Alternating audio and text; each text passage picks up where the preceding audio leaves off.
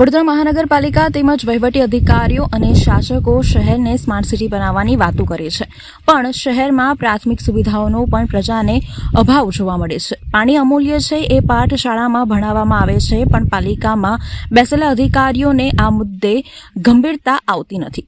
શહેરમાં અવારનવાર અમૂલ્ય પાણીનો ઉપયોગ વહી જતો હોય છે। લોકો આ પાણીનો ઉપયોગ નથી કરી શકતા।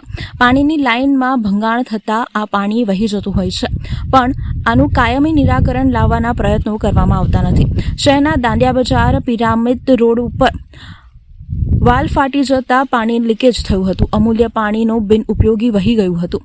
સ્થાનિક નાગરિકો દ્વારા આ મુદ્દે રોષ ઠાલવી વહેલી તકે સમસ્યાનું નિરાકરણ કરવામાં આવે તેવી માંગ કરવામાં આવી હતી। આ મુદ્દે સ્થાનિક રહીશોએ સ્થાનિક કાઉન્સિલર બાળુ સુર્વેને જાણ કરતા તેઓ ઘટનાસ્થળ ઉપર આવી પહોંચ્યા હતા અને જણાવ્યું હતું કે આ સ્થળે વારંવાર પાણીની સમસ્યા વર્તાય છે। છેલ્લા યોગ્ય સમયથી કાર્યવાહી કરવામાં આવતી નથી। વાલમાંથી વહી જતું પાણી અન્ય વિસ્તારોમાં પણ પાણીના પ્રશ્નની સમસ્યા સર્જે છે। ઇજારેદારની ગુણવત્તા વિહીન કામગીરી સામે યોગ્ય પગલાં લેવા જોઈએ અને ફરીથી આવી પરિસ્થિતિ નિર્માણ ન પામે તે માટે યોગ્ય કાર્યવાહી કરવાની માંગ કરી હતી। દાંડિયા બજાર પિરામિડ રોડ ઉપર ભૂમિયાના નાકે ગુરુદેવના ગલીમાં આ એકદમ જ વાલમાંથી પાણી લીકેજ થઈ ગયું। કેટલા સમયથી આ સમસ્યા? આ તો કાયમ કરીને જાય છે, પાછા 3 મહિના પછી પાછી એવી જ અવસ્થા થઈ જાય છે। પીવાની પાણીનું લાઈન છે। આ પાણી બધું કઈ જઈ રહ્યું? અત્યારે પાણી જાય ગટરની અંદર જાય છે, કેટલું વેપાર થતો?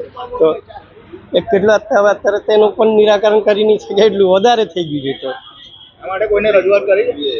કરી તો નથી। આ તો ફોટો પાડીને આપણે સાહેબને મોકલ્યા અમે, ત્યારે રૂબરૂ જાતે આવીને ઊભા થઈ ગયા, એટલી એમની મહેરબાની।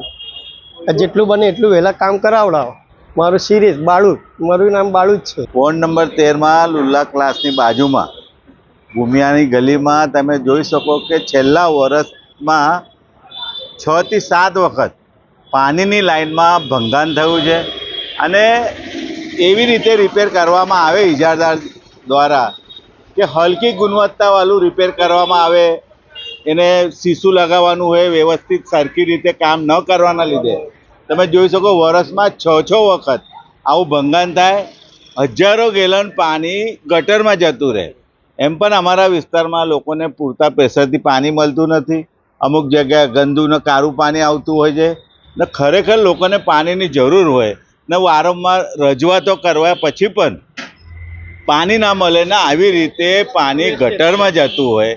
તમે જોઈ શકો કેટલા સમયથી આવું ને આવું પાણી ગટરમાં જાય છે એટલા ફોર્સથી કે લોકોને આગળ પાણી ના મળે। આ પાણીનો સમય હોય, આગળ પાણી જતું હોય, લોકો મરી માતા હોય, કુબેદાન પડ્યું હોય, દાંડિયા બજાર વિસ્તારમાં હોય, એટલે એ લોકોને પાણી ના મળે ને એમનું પાણી પીવાનું આ ગટરમાં જાય। અને જે તે અધિકારીને અમે સ્થળ પર આવીને બી ફોન કર્યા, વારંવાર રજૂઆતો કરી કે એવી રીતે કામગીરી કરો કે વારંવાર એ ભંગાણ ના થાય, લીકેજ ના થાય। નહીં તો એક વખત આપણે રિપેર કરવાનું હોય એને 6 વખત રિપેર કરવાના। ઇજારદાર પૈસા લઈ જાય, લોકોના વેરાના પરસેવાના પૈસા લઈ જાય, પાછું એમને પૂરતા પ્રેશરથી પાણી ના આપે ને ગટરમાં પાણી જાય।